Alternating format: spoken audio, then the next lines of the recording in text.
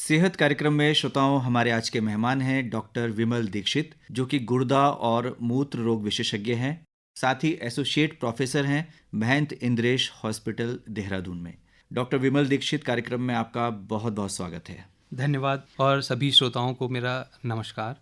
Doctor विमल दीक्षित, सबसे पहले तो हम जानना चाहेंगे कि पथरी क्यों बन जाती है शरीर में। पथरी बनने का जो कारण होता है वो होता है कि जो शरीर से द्रव्य सिक्रीट होते हैं, जो निकल रहे होते हैं, वो अगर कंसंट्रेट हो जाएं, उनकी अधिकायत हो जाए तो वो ढंग से घुल नहीं पाते हैं और वो प्रेसिपिटेट हो जाते हैं और वो एक पथरी का रूप ले लेते हैं। तो मुख्यतः अगर सॉल्यूट जिसको बोलते हैं या हिंदी में विलेय बोलते हैं, वो उनकी अधिकता हो जाए तो वो अच्छे से घुल नहीं पाएंगे और पथरी बनाएंगे। जी, शरीर के विभिन्न अंगों में पथरी पाई जाती है और खास तौर से हम गुर्दे की पथरी की बात करते हैं या गॉल ब्लैडर की पथरी की बात, मूत्राशय में भी पथरी होती है। तो आज जैसे विषय है, गुर्दे की पथरी बनने के मुख्य कारण क्या हैं? गुर्दे की पथरी बनने के यदि हम एक कॉमन या लेमेन्स लैंग्वेज जिसको बोलते हैं कि एक सामान्य भाषा में समझें तो सबसे मुख्य कारण है पानी कम पीना। पानी कम पीने से क्या होता है कि हमारे शरीर में जो बनने वाले मूत्र की मात्रा कम हो जाती है और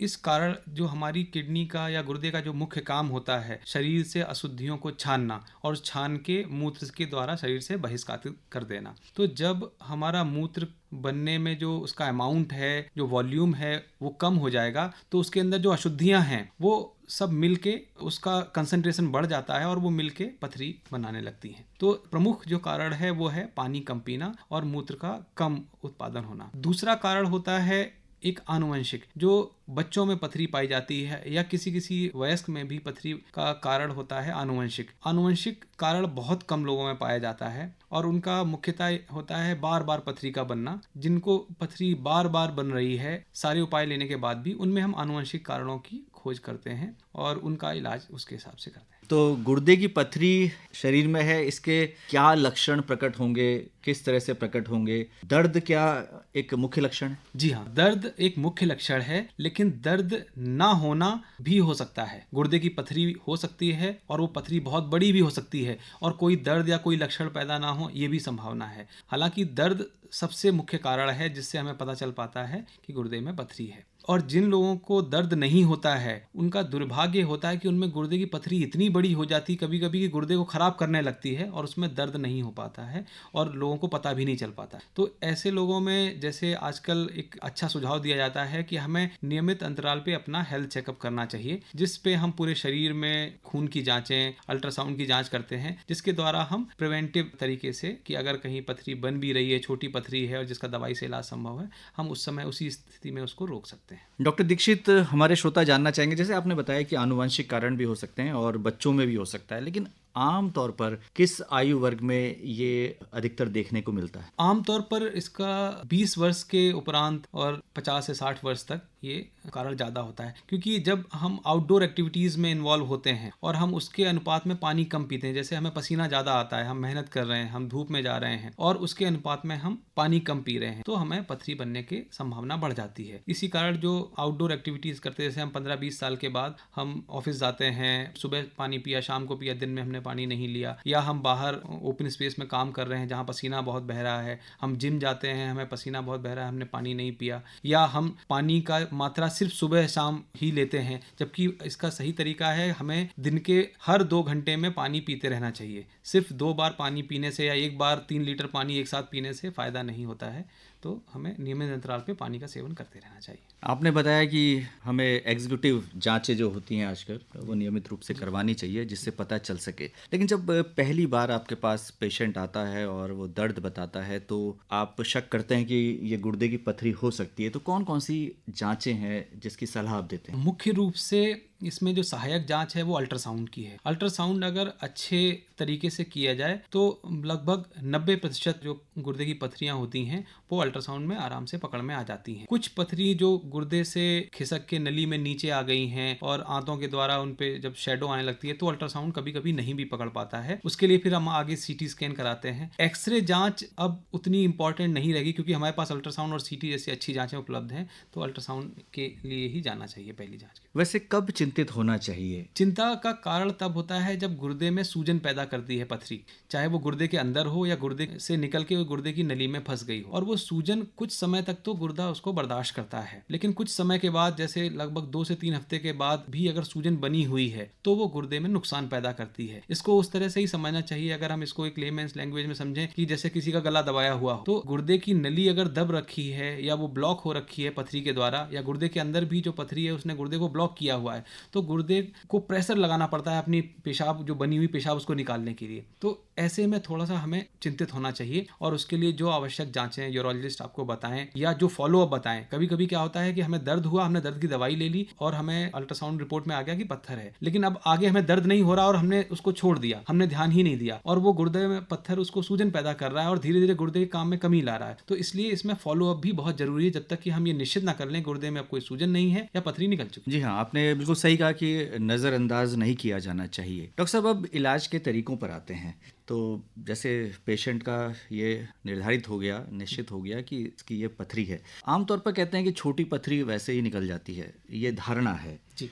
और बड़ी पथरी के लिए ट्रीटमेंट या सर्जरी की आवश्यकता पड़ती है। तो आप बताएं कि क्या सही रहता है? देखिए, धारणा एक तरह से सही है, छोटी पथरी निकलने की संभावना बहुत ज़्यादा होती है, लेकिन जैसे मैंने बताया कि हमें फॉलो अप रखना बहुत आवश्यक है। छोटी पथरी हम जो दवाएं देते हैं उन दवाओं से निकलने के पूरे चांस होते हैं, दवाओं से अच्छे मात्रा में पानी पिया जाए उससे निकल जाती है, लेकिन ये पथरी निकली कि नहीं निकली ये जानना बहुत आवश्यक है। बहुत बार ऐसा देखा गया है कि मात्र 4 से 5 मिलीमीटर की पथरी जिसके निकलने के 90% चांस रहते हैं, वो जो बचे हुए 10% है उनमें वो नहीं निकलती है और वो नली में एक जगह आके फंस जाती है और वो लगातार गुर्दे में सूजन पैदा करती है और धीरे धीरे गुर्दे के काम में कमी लाती है। मैंने खुद ऐसे मरीजों को देखा है जो 4 से 5 मिलीमीटर की पथरी के द्वारा उनके गुर्दे में इरिवर्सिबल डैमेज, जो अब बाद में ठीक नहीं हो सकता है, ऐसा डैमेज हो जाता है। तो इसलिए हमें छोटी पथरी दवाई से निकल जाती है, बात सही है, लेकिन 100% निकल जाएगी ऐसा सही नहीं है। इसलिए हमें फॉलो अप जरूर चेक करना चाहिए। हमें अल्ट्रासाउंड से या CT स्कैन, जो भी हमारे डॉक्टर सजेस्ट करें,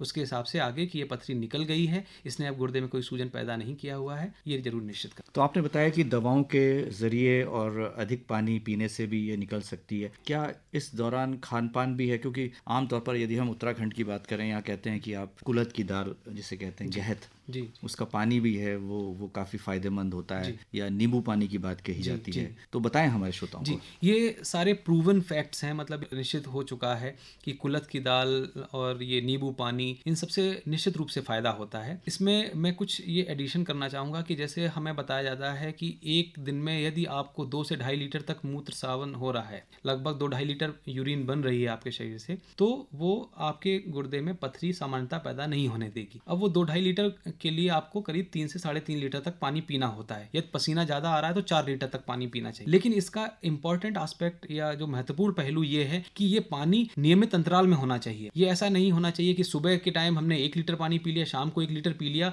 और बीच में थोड़ा सा बहुत पी लिया, जबकि हमें ये, क्योंकि ये सतत प्रक्रिया होती है, यूरिन कंटिन्यूस बनती है किडनी से, तो किसी भी समय यदि किडनी ड्राई रही तो उसके अंदर जो भी सॉल्यूट, चाहे वो ऑक्सलेट हो, कैल्शियम हो, वो सारे प्रेसिपिटेट होंगे और वो पथरी बना देंगे। फिर हम उसको शाम तक अगर वेट करते रहें, वो वहाँ पे चिपक जाती है पथरी, फिर वो बड़ा आकार लेने लगती है। तो कुलथ की दाल हम लेते हैं, बहुत अच्छा है। संतरा, नींबू, इसका सेवन करें, ये भी बहुत अच्छा है। पानी ज़्यादा पिएं और जो साइट्रेट वाले सिरप होते हैं उनका सेवन करें, लेकिन उनका सबसे इम्पॉर्टेंट यही है कि हम नियमित मात्रा में पानी लेते रहें, क्योंकि कुछ जगह जैसे देहरादून हो गए, इन सब जगहों पे कैल्शियम और ऑक्सलेट्स कंटेंट ज़्यादा होता है, चाहे वो पानी लें, सब्जियां लें, इन सभी में इनका कंटेंट ज़्यादा होता है। तो इन सब का उपाय है कि यदि नियमित अंतराल पे समुचित मात्रा में पानी का प्रयोग किया जाए तो फायदा रहे।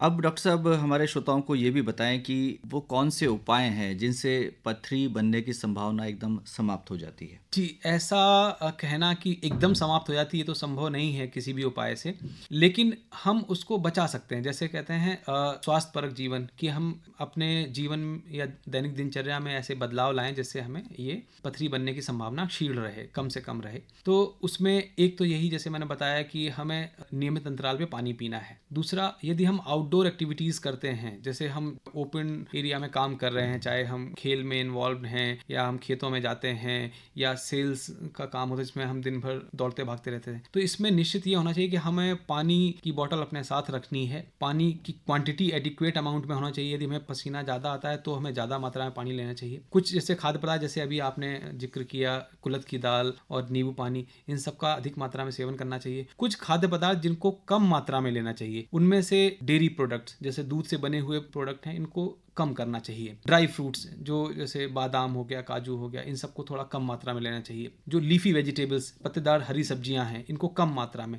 बिल्कुल बंद करना ये ठीक नहीं है, क्योंकि हर खाद्य पदार्थ का अपना फायदा भी होता है। तो हर खाद्य पदार्थ को लें, लेकिन अधिकता में नहीं। टमाटर है, इसको भी कम मात्रा में कर दें। तो हर खाद्य पदार्थ को ले सकते हैं, बट कुछ खाद्य पदार्थ, नमक को कम लेना है। कोल्ड ड्रिंक्स बहुत नुकसानदायक होती हैं जिनमें ये सोडा होता है, और पानी ज़्यादा मात्रा में लेना है। तो इनका थोड़ा ध्यान रखना चाहिए। डॉक्टर साहब, सर्जरी की आवश्यकता कब पड़ती है? यदि पथरी किडनी से बाहर नहीं आ रही है सभी उपाय करने के बाद भी, और वो किडनी में सूजन पैदा कर रही है, तो सर्जरी आवश्यक हो जाती है। कोई पथरी यदि किडनी में पड़ी हुई है और वो किडनी में कोई सूजन पैदा नहीं कर रही है, तो इसको हमें ऑपरेशन तो करना है, बट इसकी इमरजेंसी नहीं है, हम थोड़ा वेट करके कर सकते हैं। परंतु कोई भी पथरी यदि वो नली में आके फंस गई है, गुर्दे में सूजन पैदा कर रही है या लगातार दर्द पैदा कर रही है, तो ऐसे में हमें सर्जरी के लिए जाना चाहिए। क्योंकि ये दर्द की दवाएं ज़्यादा खाने से हमें नुकसान हो सकता है। गुर्दे में जो सूजन है वो गुर्दे के काम में खराबी पैदा करती है, उसमें नुकसान हो सकता है। तो ऐसे में हमें सर्जरी की सहायता लेनी पड़ती है। डॉक्टर साहब, ऐसा भी देखा गया है कि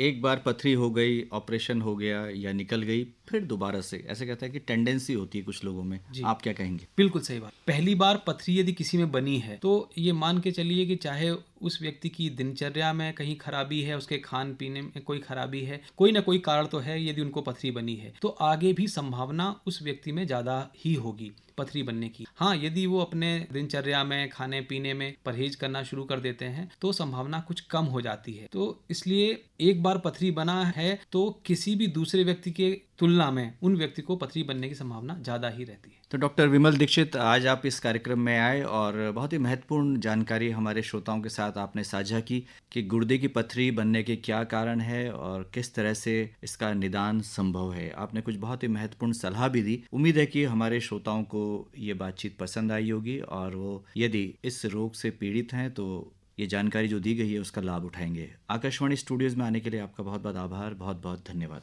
धन्यवाद सर।